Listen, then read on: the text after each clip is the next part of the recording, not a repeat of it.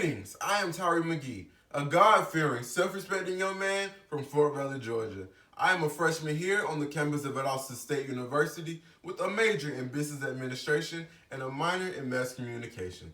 Tonight, I'll be informing you about why guns should not be allowed on college campuses, one being Persuasive State University.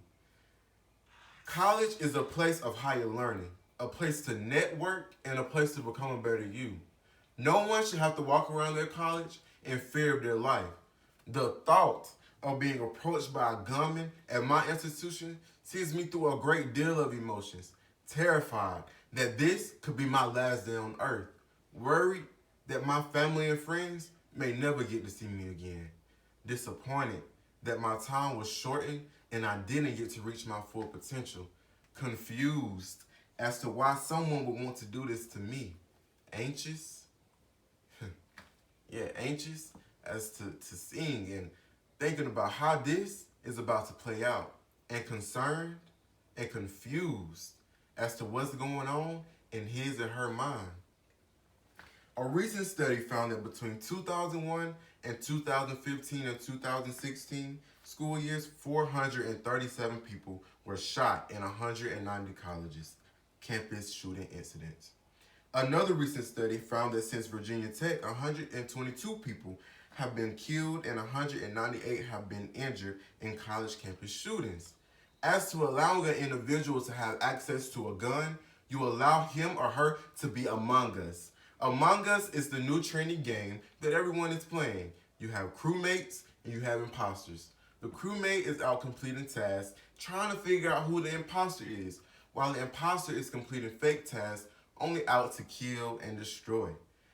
In life, although we're on the same team, we never know who is among us, whether it's a crewmate out to make the world a better place or an imposter only out to kill, sabotage, and destroy. So let's get into the thought process of what an average person goes through when carrying a gun.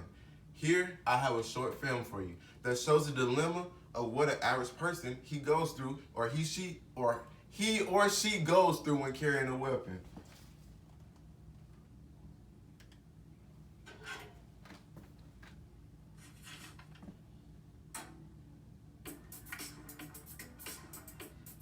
So there I sat on the edge of my couch, filled with excitement, ripping into an inconspicuous white envelope like I was expecting $1 million check from the publisher's clearinghouse to fall out. Instead, it was my concealed handgun license. As they say, nothing was ever the same. I still remember how I felt when I actually stepped outside of my house for the very first time with a gun anchored to the side of my pants. When you start carrying a gun, no one tells you about the guilt, insecurity, and shame. I was constantly tugging at my shirt for fear someone would see the massive chunk of steel sitting on my hip and was going to call the cops at any moment. I felt guilty because I didn't carry with a round in the chamber, comforting myself by saying I'll have enough time to rack around if need be. But most of all, I felt shame. I had a shame that sat on my shoulders like a hyper-judgmental nun, popping me with the ruler every time I felt the sense of power that the firearm gave me. I applied for my concealed license because I wanted the power of leverage, and now I had it.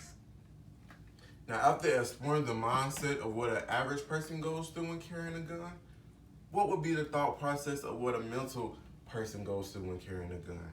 You can never predict someone's state of mind, which is why it would be wise of us when considering who we allow to have access to a gun on college campuses. Be safe, be careful, and be mindful. Thank you.